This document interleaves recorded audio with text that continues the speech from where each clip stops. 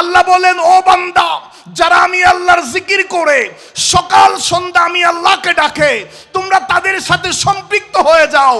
যারা আমি আল্লাহকে রাজি করতে চাই, তোমরা কখনো তাদের কাছ থেকে নিজের চোখটা ফিরাইও না। ওলি আল্লাহদের কদম ধরে থাকো, দুনিয়া আখিরাতে কামিয়াব হয়ে যাবে। জুড়ে বলুন। আমার আল্লাহ বলেন, তোমরা তাদের সঙ্গী হয়ে যাও, তাদের সাথে সম্পৃক্ত হয়ে যাও, তাদের সাথে মিশে যাও। ইয়া রব্বাল আলামিন, কাদের সাথে মিলিত হব, কাদের সাথে সম্পৃক্ত হব? আল্লাহ বলেন, আল্লাযীনা, যারা ইয়াদউনা রাব্বাহুম, যারা আমি আল্লাহকে ডাকে, বিল গাদাতি ওয়াল আশিয়্যি, সকাল এবং সন্ধ্যা, যারা প্রতিটা মুহূর্তে প্রতিটা সময় আমি আল্লাহর জিকির করে, তোমরা তাদের সঙ্গী হয়ে যাও। চিৎকার দিয়ে বলি সুবহানাল্লাহ। আর একটু জোরে বলেন। এরপর আল্লাহ বলেন, ইউরিদুনা ওয়াজহাহু, তারা প্রতিটা সময় প্রতিটা মুহূর্ত প্রতিটা সেকেন্ড তাদের একটাই কামনা, তাদের একটাই বাসনা, সব সময় তারা আল্লাহকে রাজি করতে চায়, আল্লাহর রেজামন্দি চায়। চিৎকার দিয়ে বলি না সুবহানাল্লাহ। মনোযোগ।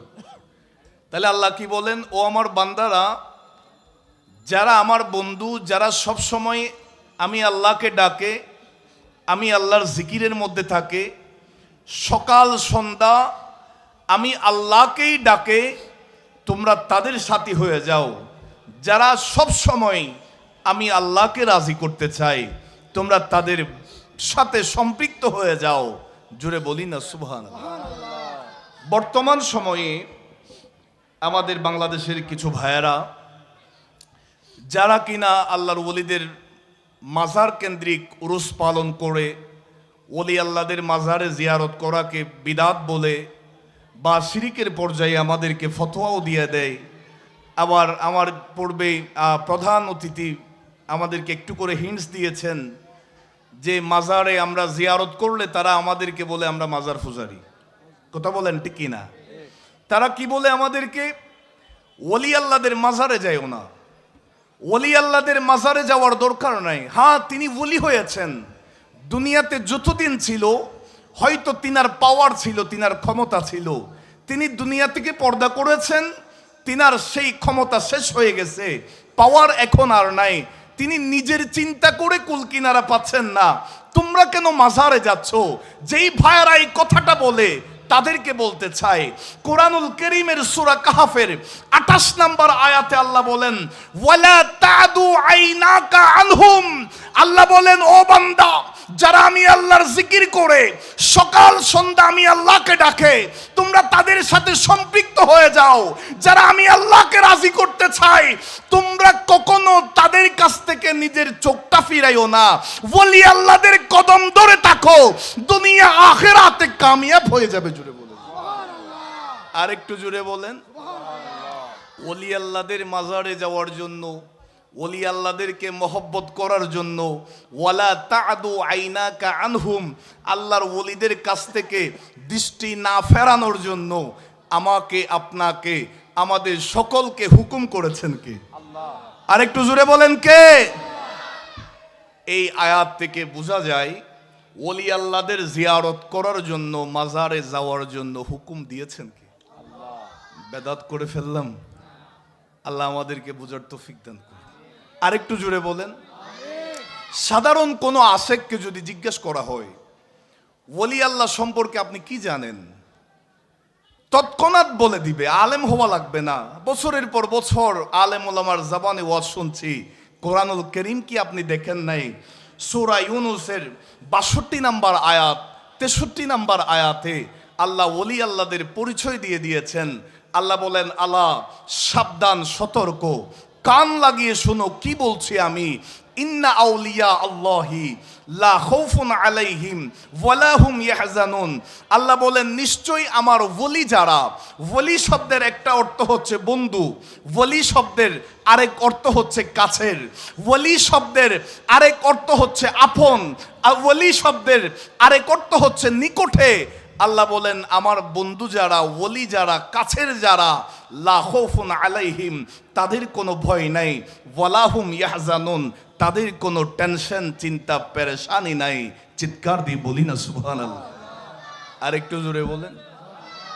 যদি জিজ্ঞাসা করা হয় ইয়া রাব্বাল আলামিন, বর্তমান সময়ে আমাদের বাংলাদেশে, চট্টগ্রামে তো কিছুটা কম হলেও বিভিন্ন দৃষ্টিকে আমরা যাই, দেখি রাস্তার মোড়ে মোড়ে, বাজারে বাজারে বড় বড় সাইনবোর্ড দেখা যায়, ওলি আল্লাহর অনেক মাজার দেখা যায়। আল্লাহ রে, সমস্ত মাজার থেকে হক্কানি ওলি আল্লাহদের মাজার চিনবো কেমনে? হক্কানি আল্লাহর ওলিদের পরিচয় পাবো কেমনে? আমার আল্লাহ বলেন পরের আয়াতে আমি বলে দিয়েছি, ওলি হওয়ার জন্য কন্ডিশন হচ্ছে দুইটা, শর্ত হচ্ছে দুইটা। আল্লাযীনা আমানু, যারা ইমানদার তারা ওলি হতে পারবে। ওয়া কানু ইয়াত্তাকুন, যারা মুত্তাকি তারা ওলি হতে হবে, তারা ওলি হতে পারবে। ওলি হওয়ার জন্য ইমানদার এবং মুত্তাকি হওয়াটা আবশ্যক। চিৎকার দিয়ে বলি না সুবহানাল্লাহ? আর একটু জোরে বলেন। আল্লাহর ওলির পরিচয় আমার নবীদের 1000 বছর আগে বলে দিয়েছেন। ইবনে মাজাহ শরীফের হাদিসে পাকের মধ্যে আছে 4119 নম্বর হাদিসের অংশে আমার নবী বলেন, খিয়ারুকুমুল্লাযীনা ইযা রুউ যুকিরাল্লাহু আযজা ওয়া জাল্লা, ও আমার উম্মতেরা, তোমরা ওলি আল্লাহদেরকে চিনবা তখনই যখন কোনো আল্লাহর ওলির সামনে যাবা, মহব্বতের নজর দিয়ে তিনার চেহারার দিকে দেখবা। প্রকৃত আল্লাহর ওলিদেরকে দেখা মাত্র অন্তরের মধ্যে আল্লাহর সাথে কানেকশন শুরু হয়ে যাবে। আর একটু জোরে বলেন। স্বাভাবিকভাবে উদাহরণটা খেয়াল করবেন, আপনার বাসায় ওয়াইফাই আছে, রাউটার আছে, আপনি মোবাইলে পাসওয়ার্ড ফিট করা মাত্র ওয়াইফাই কানেক্ট হয় না? আরো জোরে বলেন, হয় কি না? আমার নবী বলেন প্রকৃত আল্লাহর ওলি, হক্কানি আল্লাহর ওলি, যাদের সামনে যাওয়া মাত্র অটোমেটিকলি আল্লাহর সাথে কানেকশন শুরু হয়ে যাবে। বলেন না আল্লাহু আকবার। যদি জিজ্ঞাসা করেন হুজুর দুনিয়ার নিয়মে একটা আমাকে প্রমাণ দেন, খোদাকে কসম করে বলতে পারি জামিয়ার আঙ্গিনায় যারা আছেন আপনারা তো সকলেই জানেন 12 রবিউল আউয়াল এই জামিয়ার ময়দান থেকে আওলাদের রাসূলের সাদারতে যে জশ্নে জুলুসে ঈদে মিলাদুন নবী জুলুস শুরু হয়, আমার বাবারা বায়ারা বছরের পর বছর নামাজ পড়ে নাই, আল্লাহর নাফরমানির মধ্যে জীবন কাটিয়ে দিয়েছে। অহরহর প্রমাণ আছে আওলাদের রাসূলকে একটা নজর দেখা মাত্র বেনামাজি মুহূর্তের মধ্যে নিজের প্রতি শপথ করে নিয়েছে আজকে থেকে আল্লাহর ইবাদতের মধ্যে জীবন কাটিয়ে দিব।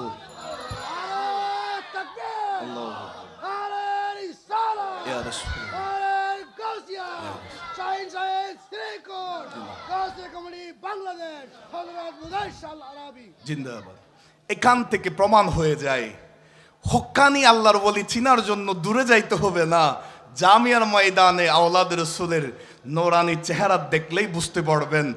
ওই যে ঘরে পাসওয়ার্ড ফিট করলে মোবাইলে ওয়াইফাই যেভাবে কানেকশন হয়ে যায়, আল্লাহর ওলিদের চেহারা দেখলে অন্তরের ভিতরে আল্লাহর কথা স্মরণ এসে যায়। জোরে বলি, আপনারা কি বিরক্ত হচ্ছেন?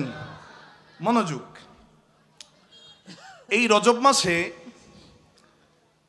আমাদের এশিয়া উপমহাদেশে জিনার অবদান যদি কেউ অস্বীকার করে, পয়েন্টটা খেয়াল করবেন, জিনার অবদান যদি কেউ অস্বীকার করে না মানে, তাইলে বলবো সে যদি নিজেকে মুসলমান দাবি করে প্রকৃত কখনো মুসলমান হতে পারবে না।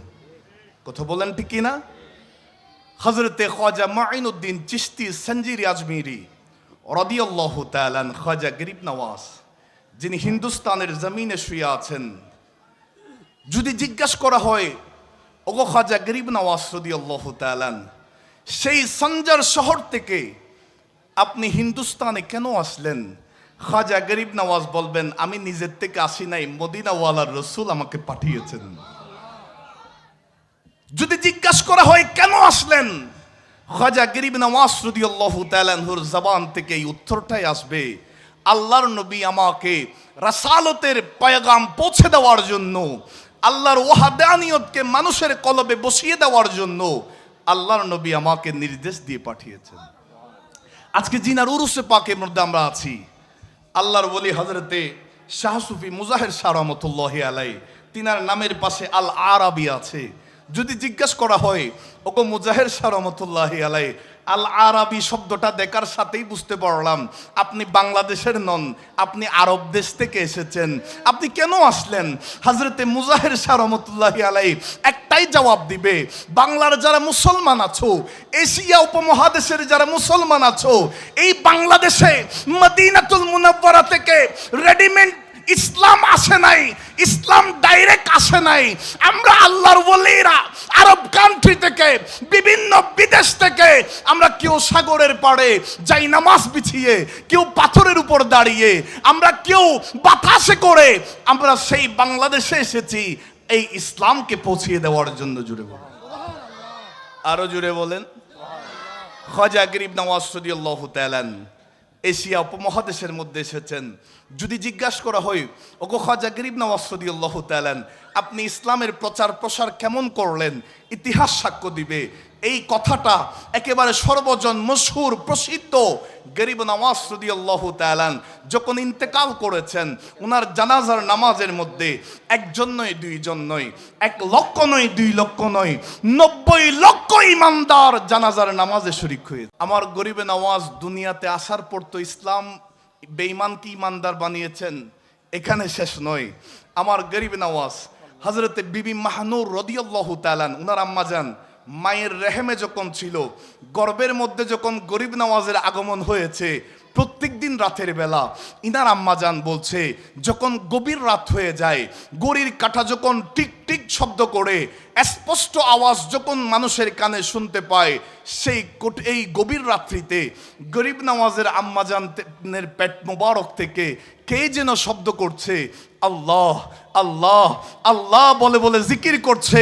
গরিব নওয়াজের সেই জিকিরটা মায়ের পেটে থাকা অবস্থায় করত, আর বিভিন্ন বেঈমানরা দেওয়ালের সাথে কান লাগিয়ে দিত। আমার গরিব নওয়াজের সেই মধুর আওয়াজটা শুনে শুনে অনেক বেঈমান ইমানদার হয়ে গেছে। আরো জুড়ে বলেন। সুতরাং মুসলমান যদি নিজেদেরকে দাবি করি, বড় বড় ইসলামী সমাবেশ করলে হবে না, ওলি আল্লাহদের অবদানকে স্বীকার করতে হবে। কথা বলেন ঠিক কি না? আপনারা কি রাগ করছেন?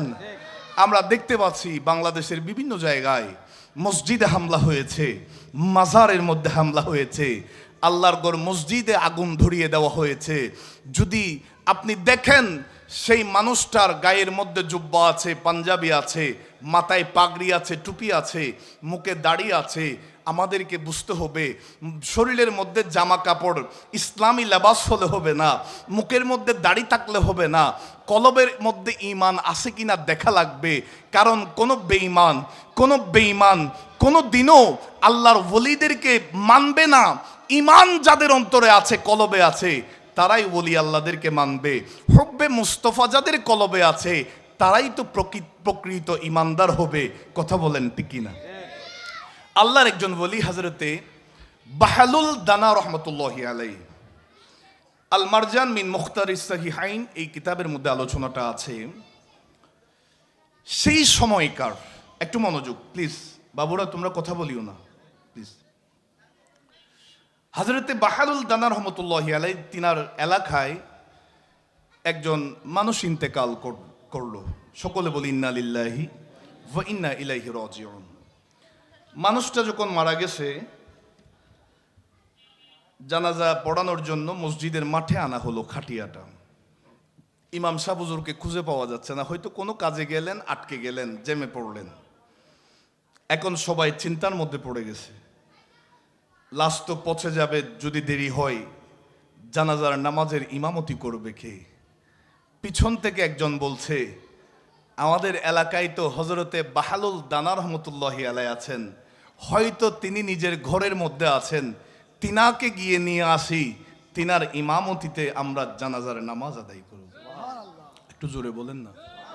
আচ্ছা সুবহানাল্লাহ আলহামদুলিল্লাহ বড় আওয়াজে বললে কোনো অসুবিধা আছে? দেখি একটু মহব্বতে বলেন তো সুবহানাল্লাহ। এবার বলেন ইয়া রাসূলুল্লাহ, আরো একবার বলুন ইয়া রাসূলুল্লাহ। আল্লাহ এই আওয়াজটা মাহফিল শেষ পর্যন্ত রাখার তৌফিক দান করুন। আমিন।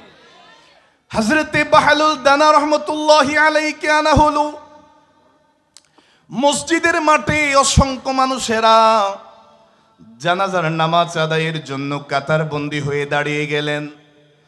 আমার বাবারা ভাইয়েরা, আল্লাহর ওলি হযরতে বাহলুল দানা রহমতুল্লাহি আলাই ওই খাটিয়ার সামনে দাঁড়াইলেন, জানাজার নামাজের নিয়ত করলেন, আল্লাহু আকবার বলে হাত বাঁধলেন।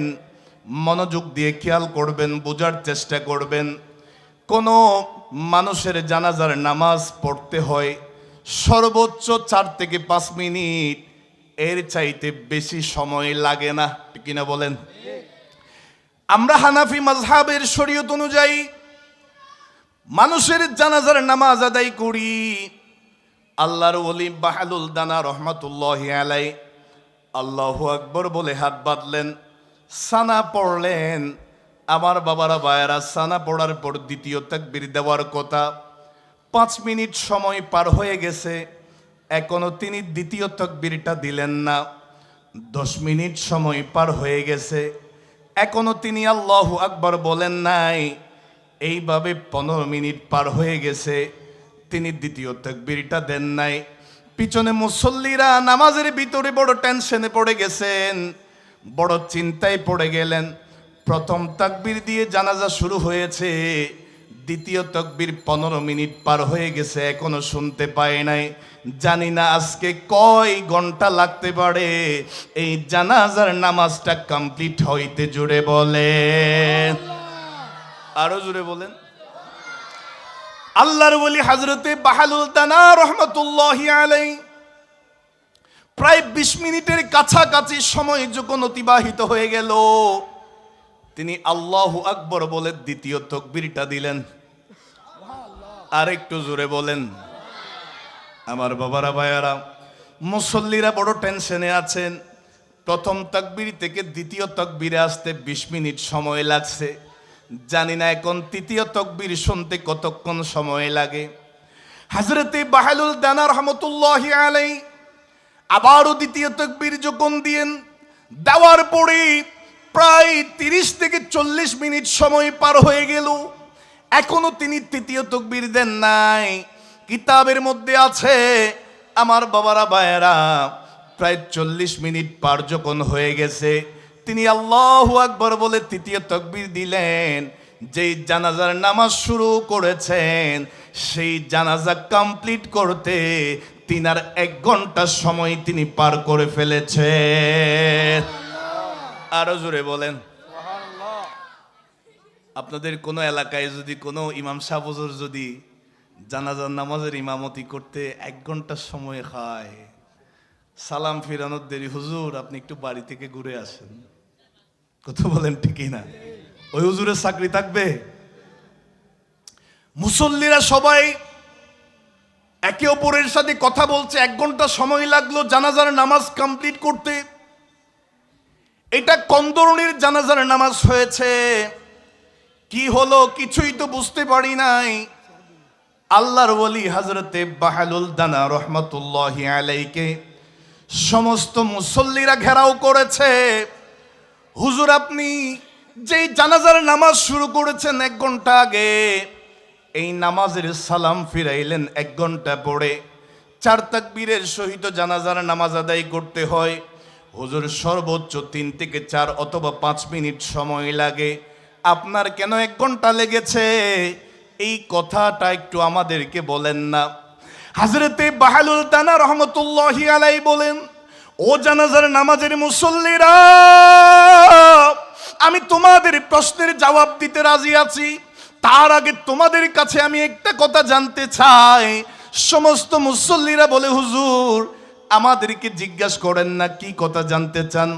আল্লাহর ওলি বাহলুল দানা রহমাতুল্লাহি আলাইহি বলেন, তোমরা আমাকে বলো, জানাজা কি জিন্দা মানুষের পড়া হয় নাকি মরা মানুষের পড়া হয়? আরো জোরে বলেন। সমস্ত মানুষেরা বলে, হুজুর এটা কোনো কথা হইল নি? যেই মানুষের শরীরের মধ্যে রূহ থাকে না, প্রাণ থাকে না, মুসলমান মানুষের নামাজের জানাজা পড়া হয়। মানুষটা আমাদের কাছ থেকে বিদায় নিয়েছে, এই মানুষটা জীবন যাপন করেছিল, এই মানুষটা সংসার করেছে, মানুষের সাথে উঠা বসা করেছে, কথাবার্তা বলেছে। হুজুর মানুষটা আমাদের কাছ থেকে বিদায় নেওয়ার কারণে, ইন্তেকাল করার কারণে আমরা সেই মানুষটার জানাজার নামাজ পড়তে আসলাম। হুজুর জানাজা তো জিন্দা মানুষের পড়া হয় না, জানাজা তো মৃত মানুষের পড়া হয়। আল্লাহর ওলি হযরতে বাহালুল দানা রহমতুল্লাহি আলাইহি বলেন, ও মুসল্লিরা, তাইলে তোমরা তোমাদের প্রশ্নের জবাবটা নিয়ে নাও।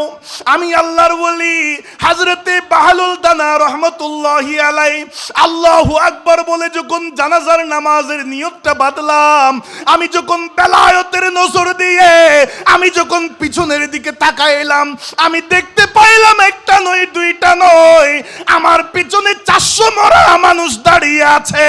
যেই মানুষদের কলবের ভিতরে রাসূলুল্লাহর প্রতি বিন্দু পরিমাণ মহব্বত নাই, নবীর প্রতি ভালোবাসা নাই, যেই কলবে নবীর প্রেম নাই, মহব্বত নাই, ভালোবাসা নাই, সেই মানুষটা কখনো জিন্দা হতে পারে না।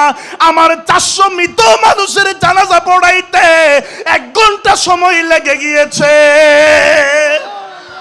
আরো জোরে বলেন। আল্লাহর ওলি আমাদেরকে এখান থেকে শিক্ষা দিয়েছেন, ও আল্লাহর বান্দারা, শুধু জীবন যাপন করলে হবে না, সংসার করছো, চলাফেরা করছো, তুমি সমাজে উঠা বসা করছো, মানুষের সাথে বন্ধন সম্পর্ক তুমি কন্টিনিউ রাখছো, তবে মানুষের মধ্যে মরা এবং জিন্দার মধ্যে একটা বিষয় আছে, যেই কলবে নবীর প্রেম আছে, যেই কলবে নবীর ভালোবাসা আছে। আমার নবী তো বলে দিয়েছেন, সহিহ বুখারীতে রাওয়ায়াত এসেছে, লা ইউমিনু আহাদুকুম হাত্তা আকুনা আহাব্বা ইলাইহি মিন ওয়ালিদিহি ওয়া ওয়ালাদিহি ওয়ান নাসি আজমাইন। রাসূলুল্লাহ বলে দিয়েছেন, এক কথায় যাদের কলবে নবীর প্রেম নাই, সে কখনো পরিপূর্ণ ইমানদার হতে পারবে না। আল্লাহর ওলি বাহালুল দানা রহমতুল্লাহি আলাইহি আমাদেরকে এটাই শিক্ষা দিয়েছেন, কলবে নবীর প্রেম নিয়ে আসো, ভালোবাসা নিয়ে আসো। পিছনে দাঁড়িয়েছো, 1 ঘন্টা সময় লাগার কারণ আমার হয়েছে যে তোমরা সবাই মৃত, তাড়াতাড়ি জিন্দা হয়ে যাও। একটু জোরে বলেন না সুবহানাল্লাহ। একটু দরুদ শরীফ পড়েন, আল্লাহুম্মা সাল্লি মাওলানা মুহাম্মদ ওয়া আলা আলি সাইয়্যিদিনা। এমন ঘরে যাবি রে মন, যে ঘরের নাই ঠিকানা, এমন ঘরে শুইবি রে মন, যে ঘরের নাই বিছানা। আল্লাহুম্মা জুরে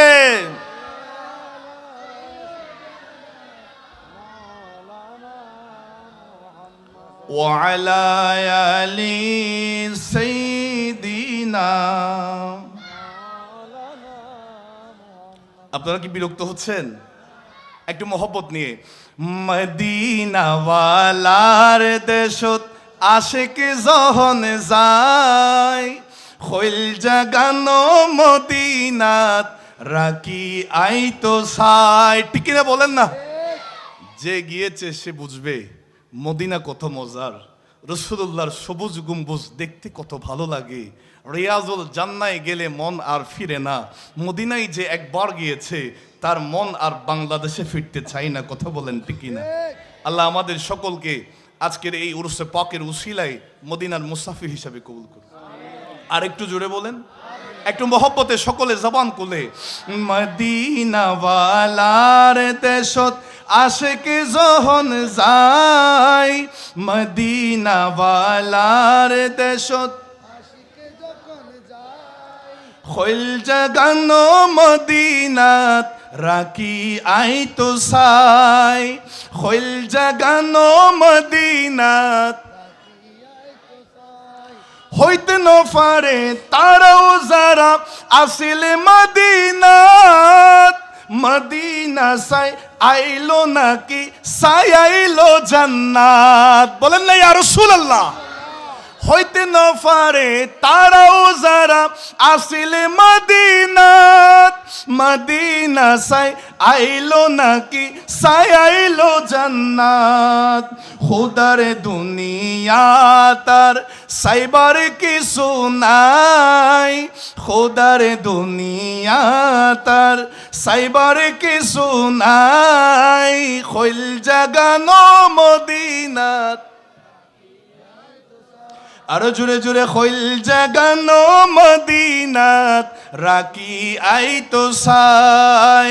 মদিনা ওয়ালার দেশত আশিক যখন যায়, মদিনা ওয়ালার দেশত খৈল জাগানো মদিনাত, রাখি আই তো সাই। খৈল জাগানো মদিনাত, রাখি আই তো সাই। আল্লাহ আমাদের সকলকে কবুল করুন, আর একটু জোরে বলেন।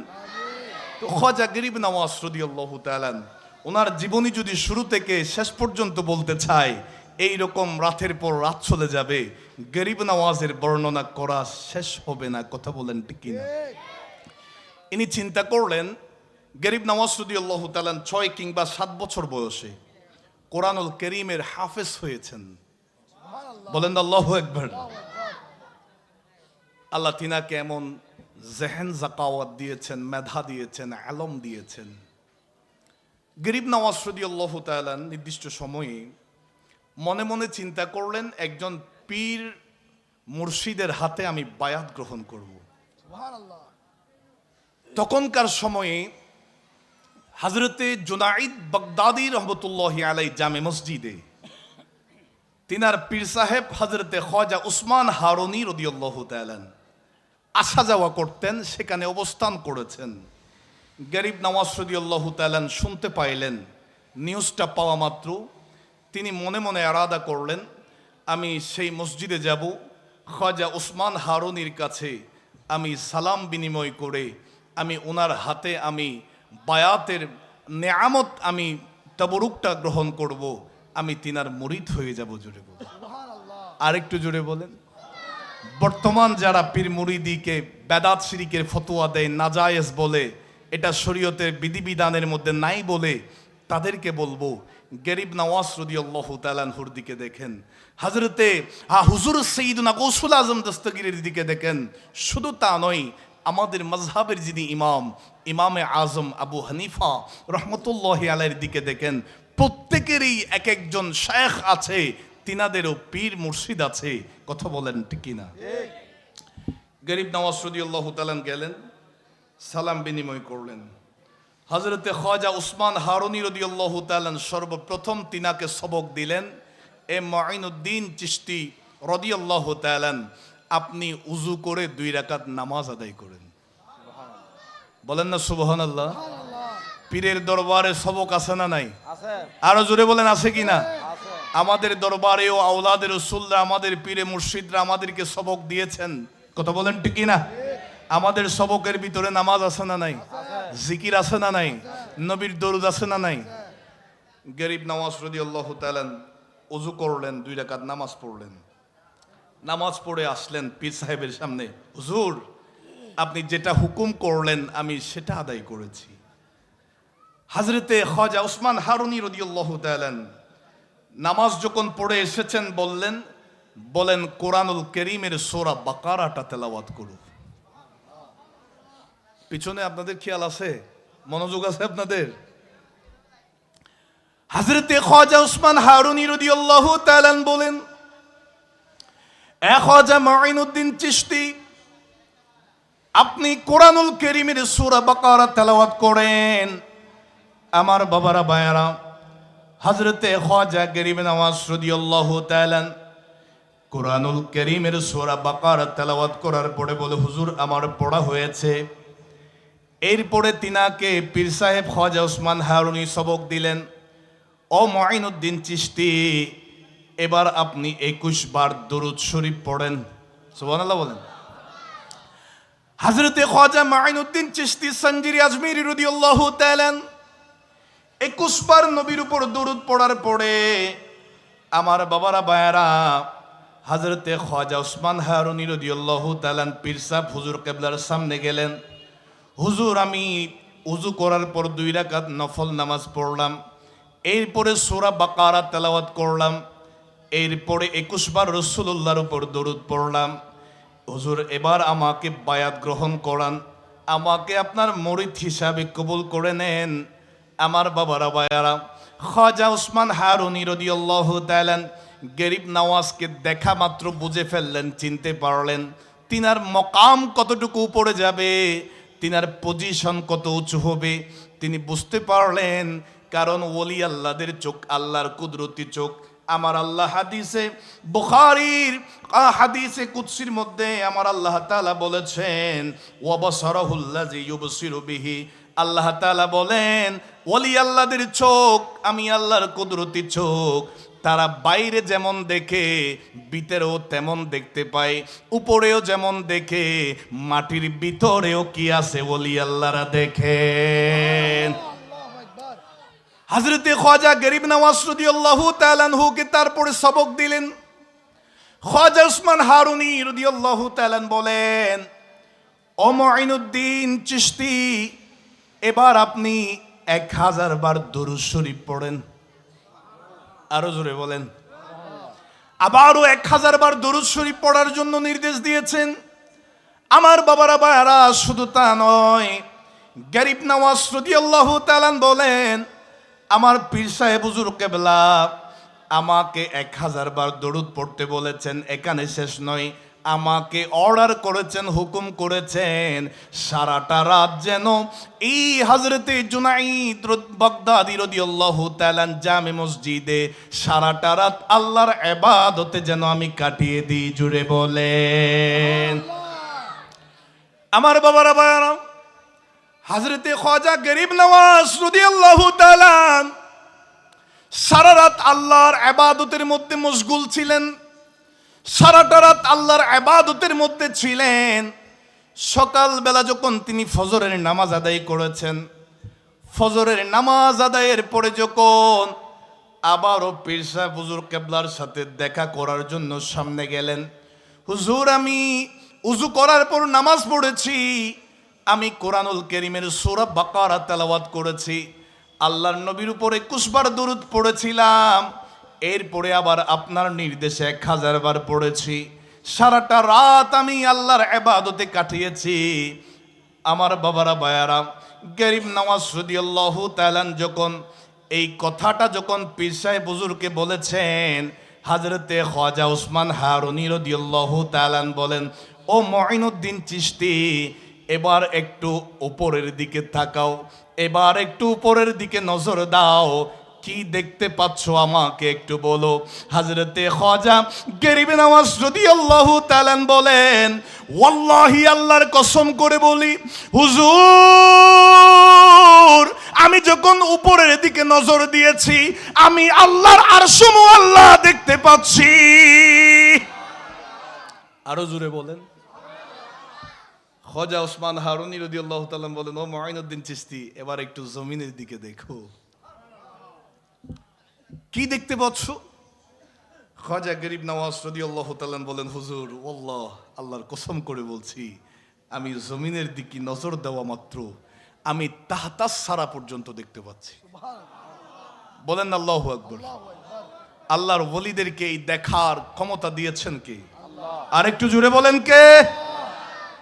খ্বাজা ওসমান হারুনী রাদিয়াল্লাহু তাআলা বলেন, ও খ্বাজা মুঈনুদ্দিন চিশতি, এখানে শেষ নয়, 1000 বার সূরা ইখলাস পড়ো। আর একটু জোরে বলেন, কয় হাজার বার? কুল হুয়াল্লাহ শরীফ, ইখলাস শরীফ হুজুর খ্বাজা গরিব নওয়াজ রাদিয়াল্লাহু তাআলা 1000 বার সূরা ইখলাস তেলাওয়াত করলেন। হুজুর 1000 বার কমপ্লিট হয়েছে। খ্বাজা ওসমান হারুনী রাদিয়াল্লাহু তাআলা বলেন, একটু উপরের দিকে দেখো।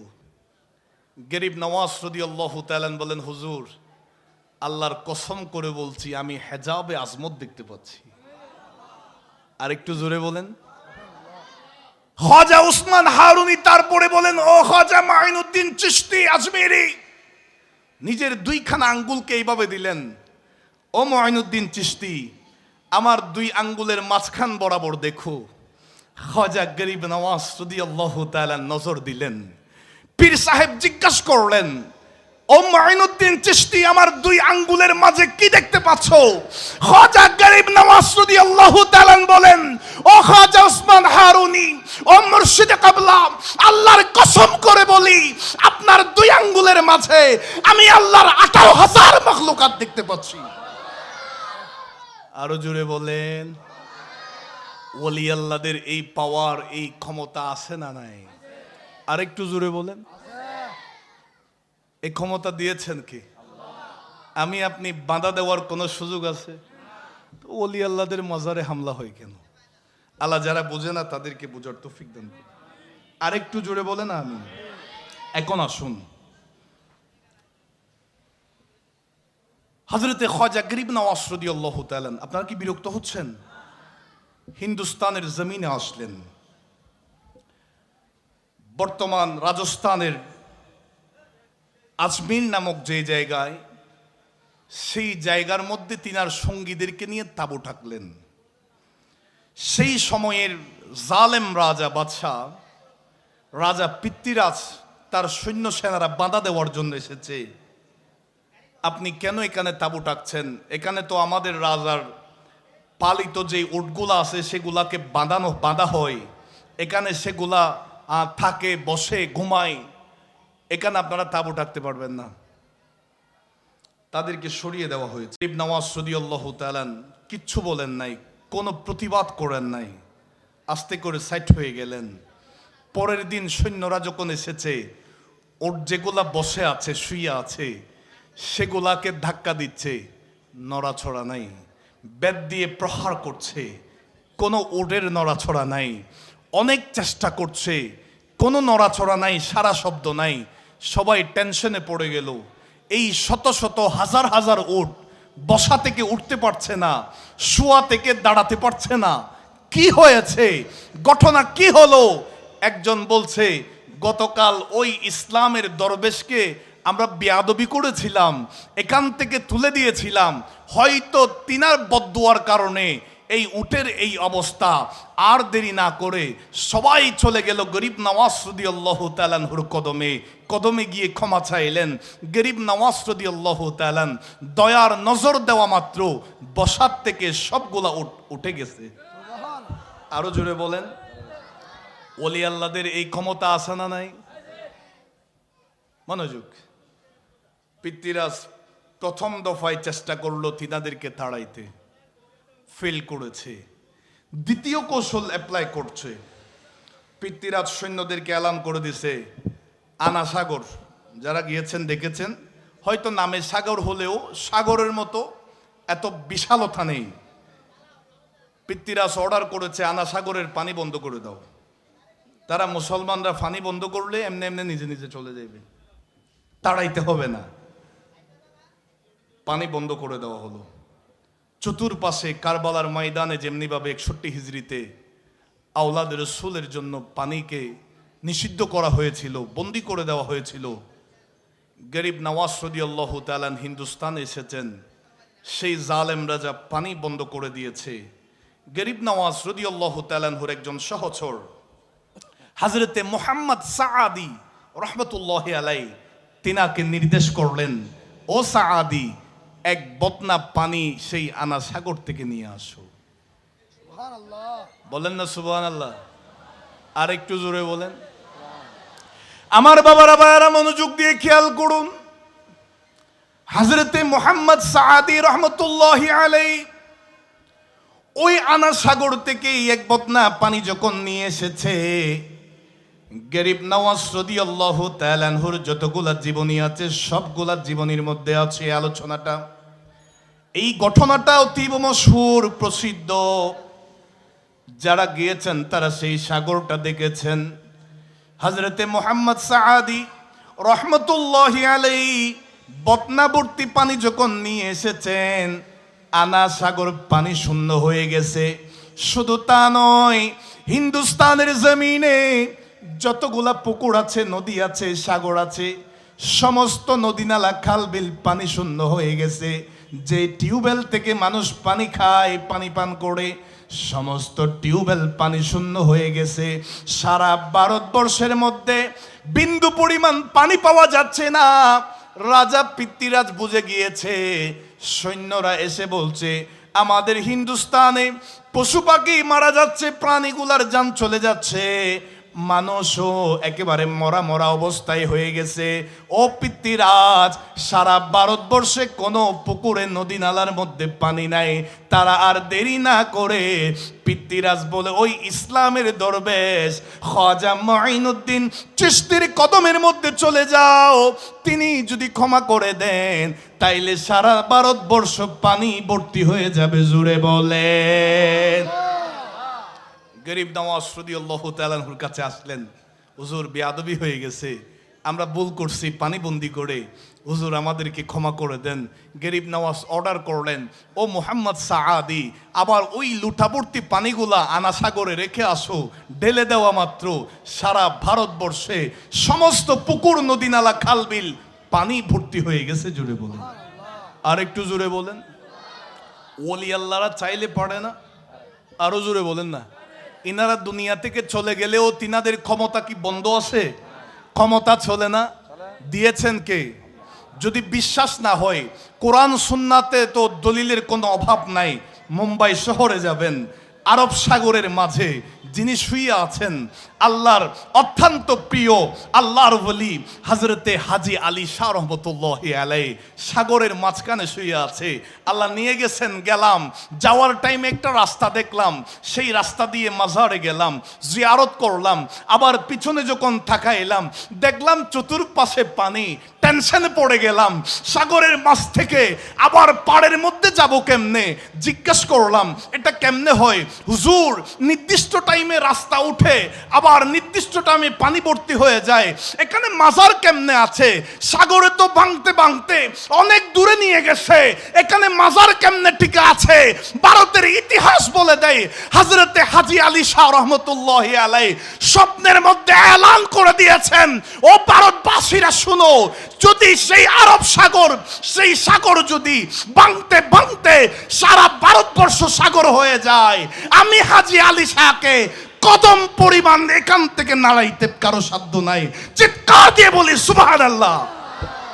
আরো জোরে বলেন। ওলি আল্লাহরা রোজার ভিতরে জিন্দা আছে না নাই? আর একটু জোরে বলেন। আল্লাহ আমাদেরকে বুঝার তৌফিক দান। আপনারা কি বিরক্ত হয়ে গেছেন? নির্দিষ্ট টাইমে ইনশাআল্লাহ আর সামান্য।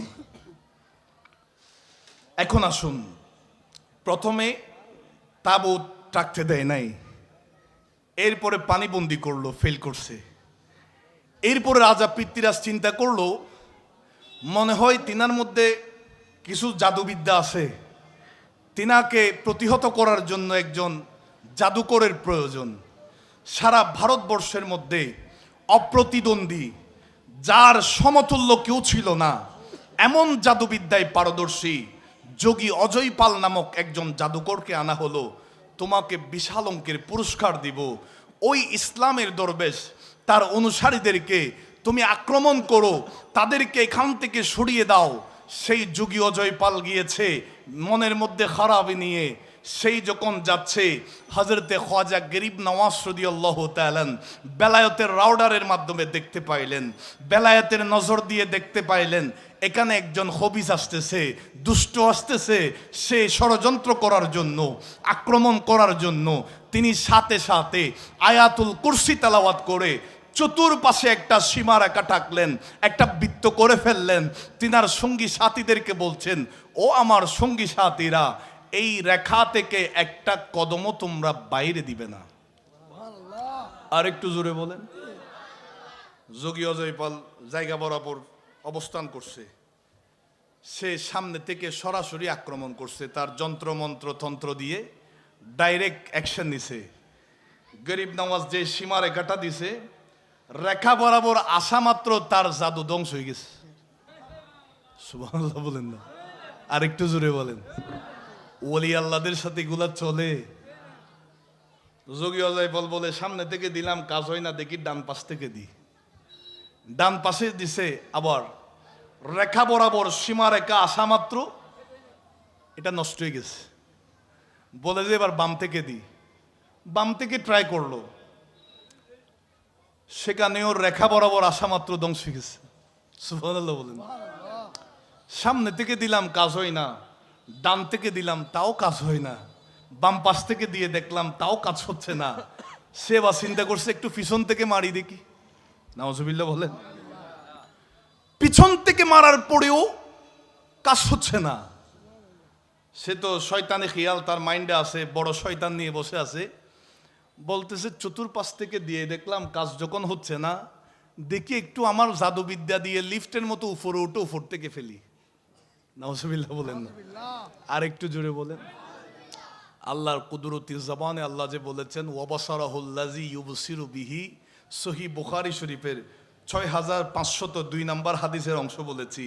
আমার আল্লাহ বলেন ওলি আল্লাহদের চোখ আমি আল্লাহর চোখ, তারা আমি আল্লাহর চোখ দিয়ে দেখে।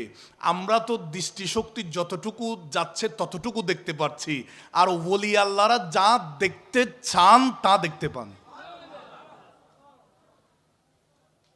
উপরে যখন যোগী অজয়পাল উঠে গেছে, গরিব নওয়াজ রাদিয়াল্লাহু তাআলা বলেন এই তো বিয়াদবির মাত্রা বাড়াই দিছে, তারা তো শাস্তি দেওয়ার দরকার আছে।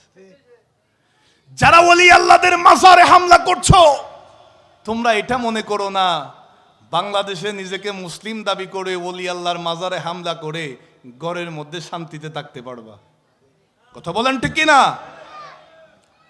ওই যোগী অজয়পাল যখন উপর থেকে আক্রমণ করতে চাচ্ছে, গরিব নওয়াজ রাদিয়াল্লাহু তাআলা দুই কানা খরম মোবারক, স্যান্ডেল মোবারক পা মোবারক থেকে খুললেন। ওই খরম মোবারককে নির্দেশ দিলেন, অর্ডার করলেন, এই আমার খরম উপরের দিকে উঠে যাও। বলেন না সুবহানাল্লাহ। আপনারা কি বিরক্ত হয়ে গেছেন?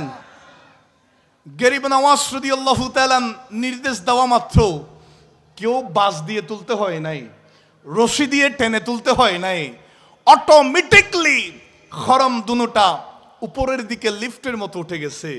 ওঠার সাথে সাথে গরিব নওয়াজ রাদিয়াল্লাহু তাআলা হুকুম করলেন, যারে দেখতে পাচ্ছ তারে বাড়ি দিয়ে দিয়ে নিচে নামাও। আর একটু জোরে বলেন। ওলি আল্লাহদের শানে যদি বেয়াদবি করে কপালের মধ্যে জুটবে কি? আল্লাহ তাদেরকে বুঝার তৌফিক দান করে। ওই যোগী অজয়পাল নামছে, বাড়ি খাইছে তখন। নামার পর সে বুঝতে পারছে ভারতবর্ষে আমার সমতুল্য কোনো জাদুঘর, জাদুবিদ্যায় পারদর্শী কেউ তো নাই। ইনি যেই ক্ষমতা দেখালেন আমাকে, যেই পাওয়ার এখন দেখালেন, এটা তো দুনিয়ার কোনো জাদুবিদ্যার পাওয়ার হতে পারে না। এটা তো অলৌকিক পাওয়ার, এটা তো আল্লাহর কুদরতি ক্ষমতা হতে পারে।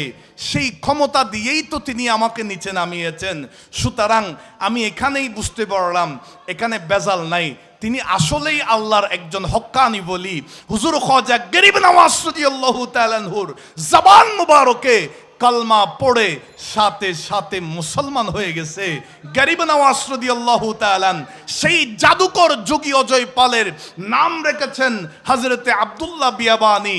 হে আব্দুল্লাহ বিয়াবানী পরবর্তীতে আল্লাহর ওলির খেদমত করতে করতে তিনিও একজন আল্লাহর ওলি হয়ে গেছেন। আর একটু জোরে বলেন। আল্লাহ তাআলা আমাদের সকলকে বোঝার এবং আমল করার তৌফিক দান করুন। আপনারা কি রাগ করছেন? ওলি আল্লাহদের পাওয়ার ক্ষমতা আছে না? আমি আবারও বলছি, যেই আল্লাহর ওলির উরুসে পাকে আমরা বসেছি, হযরতে শাহ সুফি মুজাহির শাহ রহমতুল্লাহি আলাই, তিনি বাংলাদেশি নন, তিনি বাঙালি নন, তিনি আরব থেকে এসেছেন। সেই জন্যই তিনার নামের পাশে আরবি আছে। আমি আবারও বলছি, মনোযোগ দিয়ে খেয়াল করবেন, বাংলাদেশে ডাইরেক্ট মদিনার ইসলাম ডাইরেক্ট আসে নাই, ওলি আল্লাহরা নিয়ে এসেছেন।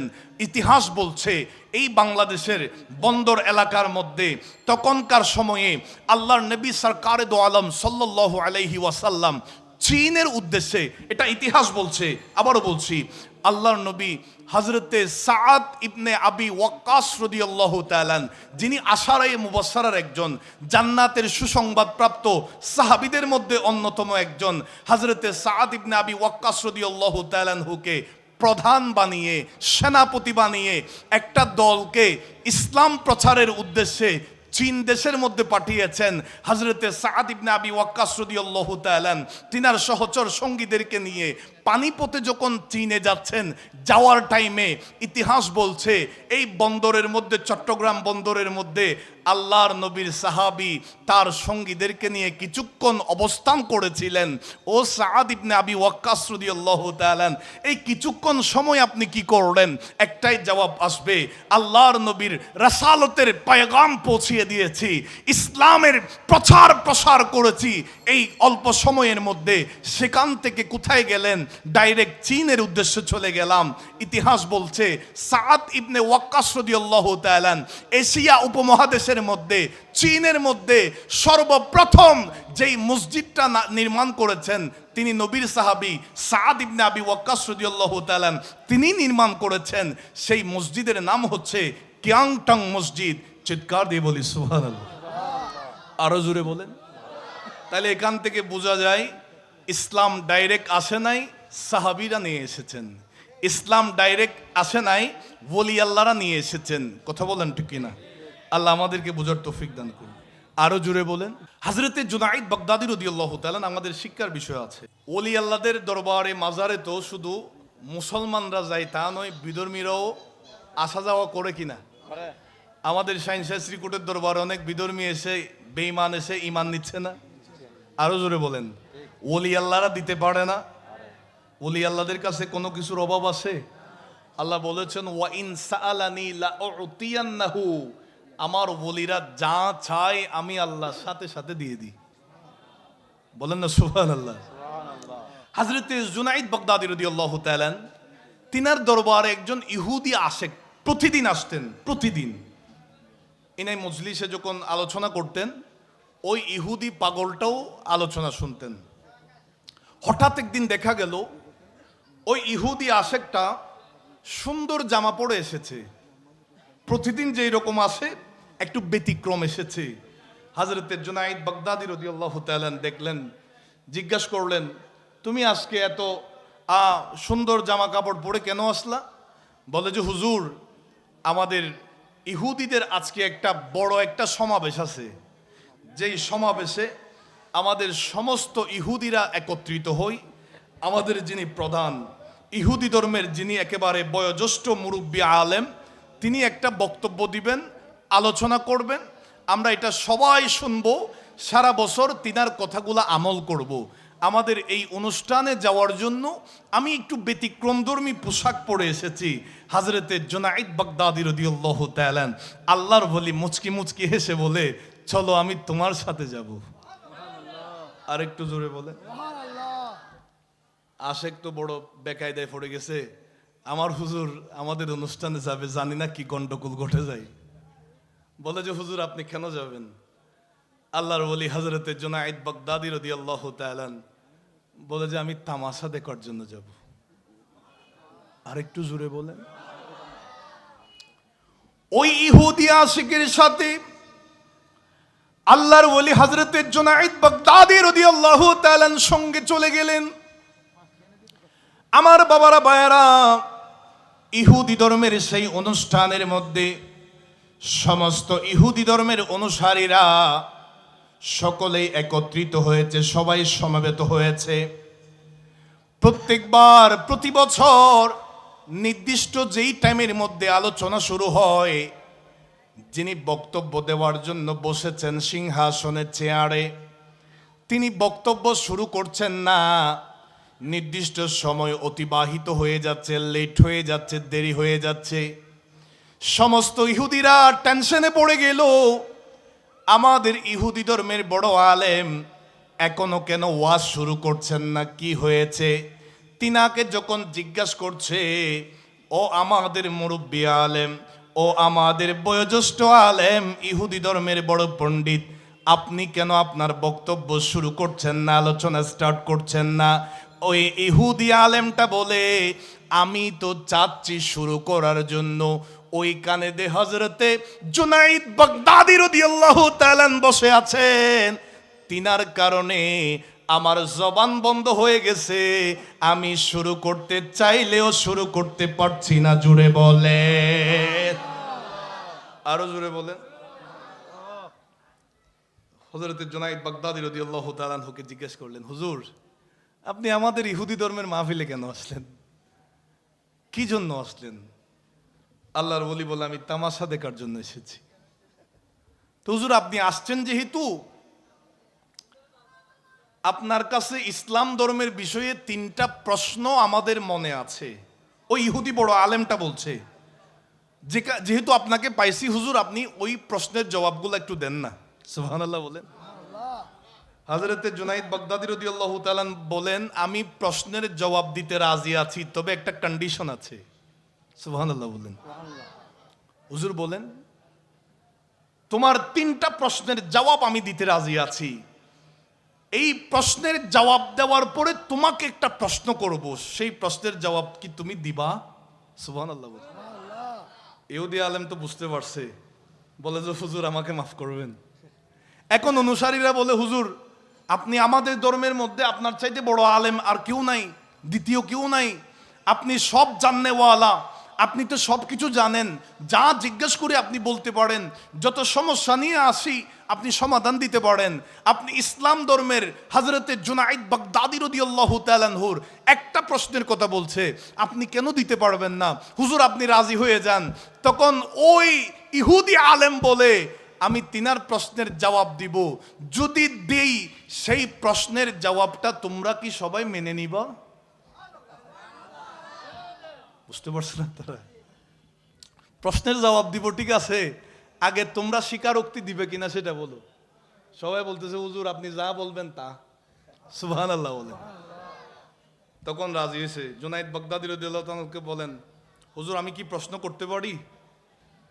জুনাইদ বাগদাদী রাদিয়াল্লাহু তাআলা জিজ্ঞেস করছেন, আচ্ছা তুমি বলো তো, প্রশ্ন যিনি করেন তিনি বড়, নাকি যিনি জবাব দেন তিনার সম্মান বড়?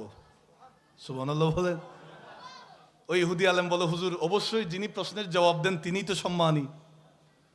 তাইলে তুমি নিচে আসো, আমি সিংহাসনের মধ্যে বসি। বলেন না আল্লাহু আকবার। আরো জোরে বলেন। বর্তমানে অনেকে ইসলাম কায়েম করতে চায়, বলে যে হাতের মধ্যে তলোয়ার লাগবে, হাতিয়ার লাগবে, অস্ত্র নিয়ে মাঠে নামতে হবে, জিহাদ করতে হবে। তাদেরকে বলতে চাই, ওলি আল্লাহরা, এখানে তো ইসলামের নামগন্ধও ছিল না, ইসলামের কোনো আভাস ছিল না।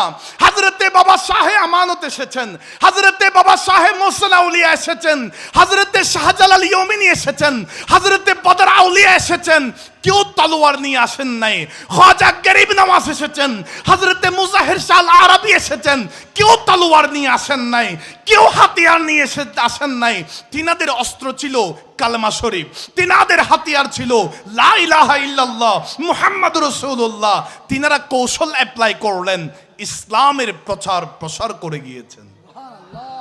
আরো জোরে বলেন। এর চাইতে আরো বড় নজির শাইন শাহ শ্রীকুট, যিনি আহলে সুন্নাত ওয়াল জামাতকে রওনক করেছেন, সুন্নিয়তকে যিনি বলওয়ালা করেছেন, সুন্নিয়তের ঝান্ডা যিনি বাংলার জমিনে উড্ডীন করেছেন, তিনি এখানে অস্ত্রের হুমকি দেন নাই, হাতিয়ারের হুমকি দেন নাই। নাজির পাড়াবাসী আমরা তো দূর থেকে এসেছি মেহমান হয়ে, আপনারা তো ভালো জানবেন আমার শাইন শাহ শ্রীকুট হুজুর কাবলাকে অনেকেই দেখেছেন, দুনিয়া থেকে চলে গেছেন। হুজুর আল্লামা তৈয়ব শাহ রাদিয়াল্লাহু তাআলা দাদা হুজুর কাবলাকে দেখেছেন, অনেকেই দেখেছেন, এমন মানুষও আছে আমার মুর্শিদ কাবলা হুজুর আল্লামা তাহের শাহ মাদ্দাজিল্লাহুল আলী হুজুর কাবলাকে দেখেছেন। কখনো তিনারা অতিরিক্ত কোনো শব্দও তিনাদের জবান দিয়ে বের হয় নাই। কথা বলেন ঠিক কিনা? তিনাদের কানেকশন ছিল কলবের মাধ্যমে। কথা বলেন ঠিক কিনা? ওই যে খিয়ারুকুমুল্লাযীনা ইযা রুউ যুকিরাল্লাহু আযজা ওয়া জাল্লা, বিরোধিতা করতে আসলেও চেহারা দেখার সাথে সাথে কলবের কানেকশন শুরু হয়ে গেছে। কি জন্য বিরোধী করতে আসছে সেটাও বলে গেছে। কথা বলেন ঠিক কিনা? হযরতে জুনাইদ বাগদাদী রাদিয়াল্লাহু তাআলা সিংহাসনে বসলেন।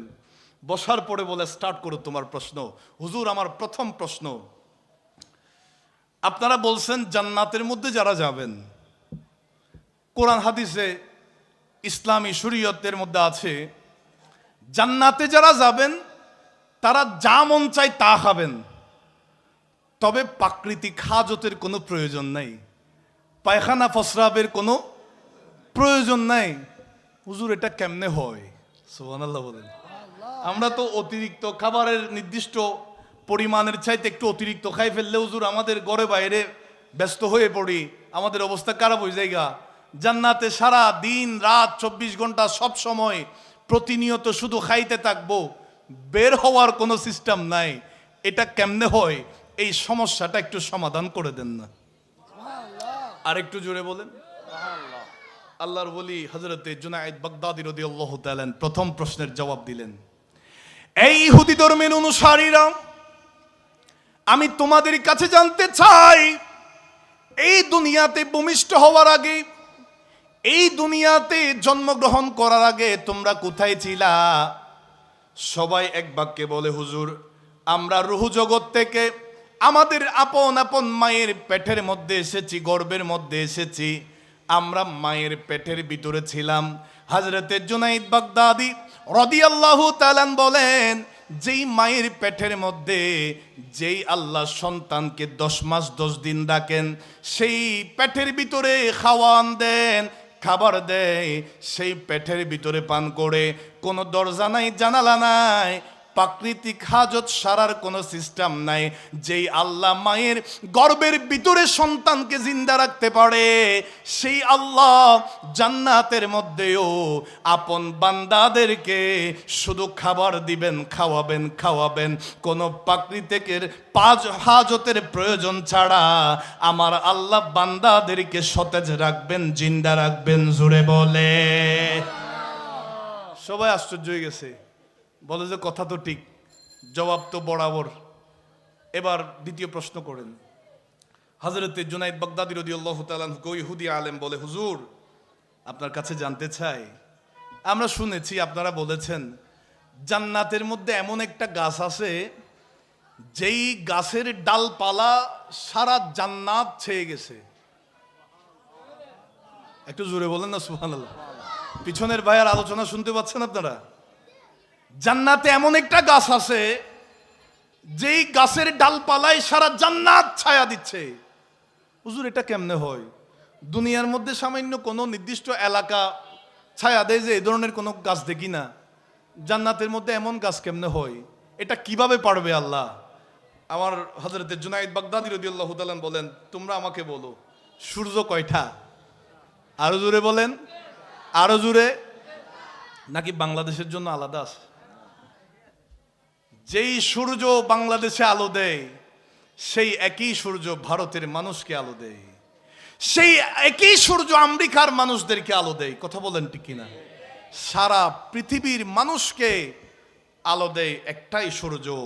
হযরতে জুনাইদ বাগদাদী রাদিয়াল্লাহু তাআলা বলেন, যে খোদা, যেই আল্লাহ একটা সূর্য দিয়ে সারা পৃথিবীকে আলোকিত করতে পারেন, আমার আল্লাহর সেই ক্ষমতাও আছে একটা গাছের জান্নাতের মধ্যে একটা গাছের ডালপালা দিয়ে সারা জান্নাতবাসীকে ছায়ার ভিতরে রাখবে। বলেন না সুবহানাল্লাহ। হুজুর জবাব তো বরাবর পাইছি, এবার তৃতীয় নম্বর প্রশ্নটা করো। হুজুর আরেকটা প্রশ্ন জানতে ইচ্ছা করছে।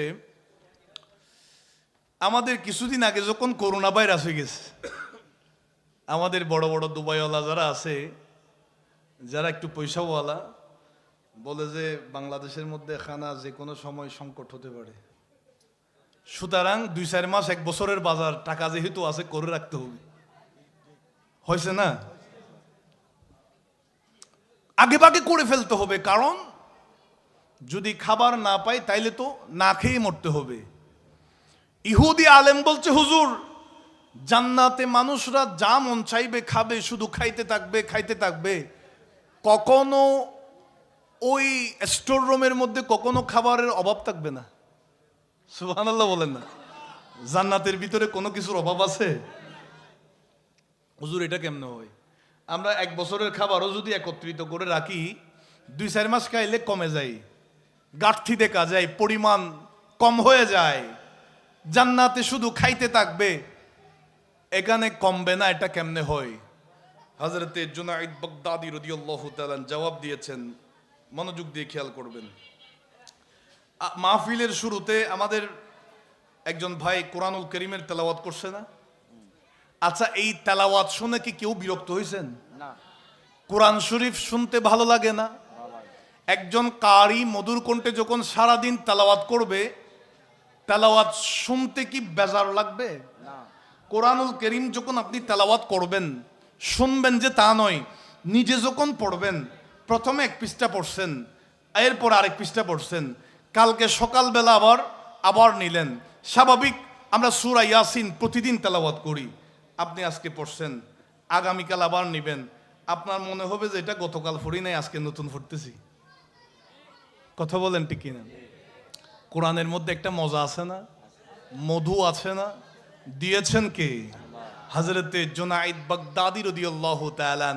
যেই আল্লাহ কোরআনুল কারীমের ভিতরে মজা দিয়েছে, মধু দিয়েছে, যত তেলাওয়াত করে কোরআনের মজাটা কখনো শেষ হয় না। আমার আল্লাহ জান্নাতীদেরকে খাবার দিবেন, তারা শুধু খাইতে থাকবে, কখনো জান্নাতের খাবারের মধ্যে ঘাটতি দেখা যাবে না। আরো জোরে বলেন। হযরতে জুনাইদ বাগদাদী রাদিয়াল্লাহু তাআলা বলেন, আমি তোমার 3টা প্রশ্নের জবাব দিয়েছি, তোমাদের কি কোনো সন্দেহ আছে? সমস্ত ইহুদিরা বলে, হুজুর আপনি সঠিক জবাব দিয়েছেন, এই জবাবের মধ্যে কোনো ত্রুটি নাই, কোনো সন্দেহ নাই, কোনো ভুল নাই। আল্লাহর ওলি হযরতে জুনাইদ বাগদাদী রাদিয়াল্লাহু তাআলা বলেন, ও ইহুদি ধর্মের আলেম, কমিটমেন্ট বরাবর প্রথমেই তোমাকে কন্ডিশন দিয়েছিলাম, তোমার 3টা প্রশ্নের জবাব আমি দিব, পরবর্তীতে তোমাকে একটা প্রশ্ন করব, সেই প্রশ্নের জবাব তুমি আমাকে দিবা। সে বলে যে হুজুর আমাকে মাফ করে দেন, কারণ এ তো জানে আজকে ছুটার কোনো সুযোগ। যখন ইহুদি অনুসারীরা সকলেই বলে, হুজুর আপনি না ওয়াদা করছিলেন, আপনি কেন ওয়াদার বরখেলাপ করছেন? তখন ইহুদি আলেম বলে, ওয়াদা তো করছি ঠিক আছে, ওয়াদা যদি রক্ষা করতে চাই তাইলে সবার জন্য বিপদ আছে। ওই ইহুদি অনুসারীরা বলে, হুজুর টেনশন করবেন না, টেনশন করবেন না, আল্লাহর ওলি জুনাইদ বাগদাদী রাদিয়াল্লাহু তাআলা আনহুর প্রশ্নের জবাব আপনি দিয়ে দেন, আপনি যেটা দিবেন, যেটা বলবেন সেটাই আমরা মেনে নিব। সুবহানাল্লাহ বলেন। আমার বাবারা ভাইয়ারা, সে রাজি হয়েছে। আল্লাহর ওলি হযরতে জুনাইদ বাগদাদী রাদিয়াল্লাহু তাআলা জিজ্ঞেস করলেন, ও ইহুদি আলেম, আমি বাইরে থেকে কোনো কিছু বলবো না, তোমাদের ধর্মের যেই ধর্মগ্রন্থ তাওরাত কিতাব আছে, ওই কিতাব থেকে একটা প্রশ্ন করব, তুমি সঠিক জবাবটা দিবা, মিথ্যা বলবা না। আল্লাহর ওলি হযরতে জুনাইদ বাগদাদী রাদিয়াল্লাহু তাআলা বলেন, ও ইহুদি ধর্মের আলেম, তাওরাত কিতাবের গবেষক, তাওরাত কিতাবের পণ্ডিত, আমি তোমার কাছে জানতে চাই, তোমাদের অনুসারী সবার সামনে তুমি আমাকে বলবা, তাওরাত কিতাবের মধ্যে যেই লেখাটা আছে, জান্নাতের দরজার উপরে কোন বাক্যটা লেখা আছে, এই কথাটা, এই প্রশ্নের জবাবটা আমাকে বলে দাও। ওই ইহুদি ধর্মের আলেম 1 সেকেন্ডও দেরি করে নাই, ওগো আল্লাহর ওলি হযরতে জুনাইদ বাগদাদী রাদিয়াল্লাহু তাআলা, জান্নাতের দরজায় লেখা আছে, তাওরাত কিতাবের মধ্যে পড়েছি, জান্নাতের দরজায় জানালার মধ্যে লেখা আছে, লা ইলাহা ইল্লাল্লাহু মুহাম্মাদুর রাসূলুল্লাহ সাল্লাল্লাহু আলাইহি ওয়াসাল্লাম। আমার বাবারা ভাইয়েরা, আল্লাহর ওলি হযরতে জুনাইদ বাগদাদী রাদিয়াল্লাহু তাআলা লক্ষ লক্ষ বেঈমানকে মুহূর্তের মধ্যে ঈমানদার বানিয়েছেন, কলমা পড়াইয়া মুসলমান বানাইয়া নিলেন, অস্ত্র দিয়ে নয়, কৌশল দিয়ে তিনি ঈমানদার বানিয়েছেন। বলেন আল্লাহু আকবার। সুতরাং এখান থেকে আমাদের বড় শিক্ষা, আল্লাহর ওলিরা এসেছেন ইসলাম নিয়ে, মুসলমান বানিয়েছেন দাঙ্গা হাঙ্গামা করে নয়, তারা মানুষের উপর অত্যাচার, জুলুম, নির্যাতন, নিপীড়ন করে নয়, তারা আমাদেরকে সুকৌশলে, হিকমত অবলম্বন করে লক্ষ লক্ষ কোটি কোটি বেঈমানকে ঈমানদার বানিয়েছেন। কথা বলেন ঠিক কিনা? শাহিন শাহ শ্রীকুট, সুন্নিয়তের খেদমত, ওলি আল্লাহরা তো ভবিষ্যতে কি হবেন সেটাও জানেন, সেটাও দেখেন, সেই কারণেই তো জামিয়া দিয়েছেন। এক জামিয়া থেকে হাজারো হাজার লক্ষ লক্ষ, শুধু চট্টগ্রাম নয়, বাংলাদেশের প্রতিটা রন্ধ্রে রন্ধ্রে, প্রতিটা অঞ্চলে অঞ্চলে, প্রতিটা জায়গায় জায়গায় আহলে সুন্নাত ওয়াল জামাতের পয়গাম পৌঁছিয়ে দিয়েছেন এক জামিয়া দিয়ে। কথা বলেন ঠিক কিনা? এই জামিয়া এই নাজিরপাড়া আপনাদের এলাকার মধ্যে হয়েছে, আপনারা খুশি না বেজার? আরো জোরে বলেন। খুশির আওয়াজে বোঝা যায় একটু একটু বেজার আছেন। আমরা খুশনসিব, বড় খুশনসিব আমাদের হুজুর কিবলায়ে আলম জামিয়া দিয়ে আমাদেরকে এমন একটা কিস্তি দিয়েছেন, এমন একটা নৌকা দিয়েছেন, যেই নৌকা ধরলে, যেই নৌকায় আরোহণ করলে, উঠলে, ওয়াল্লাহি আল্লাহর কসম করে বলছি, কারণ আওলাদের রাসূলরা যেটা হবে সেটাই বলে দেন। এই নৌকার মধ্যে উঠলে কখনো পথভ্রষ্ট হবেন না, কোনো গুমরাহির দিকে যাবেন না। জামিয়া পেয়েছি, জামিয়া ধরেই থাকবো। আমাদের বিশ্বাস, দুনিয়াতে যদি ভালো আমল করি, নেক আমল যদি করতেই থাকি, মানুষের সাথে দুই নম্বরই নয়, ধোকাবাজি নয়, সিটার বাটফারি নয়, মানুষের হক নষ্ট করে নয়, শাইন শাহ শ্রীকুটের দামান ধরে থাকবো, জামিয়ার গোলাম হয়ে থাকবো। আমাদের ঠিকানা সেই মদিনাতুর রাসূলের সুপারিশ পেয়ে পুলসিরাত পার হয়ে জান্নাতে যেতে পারো।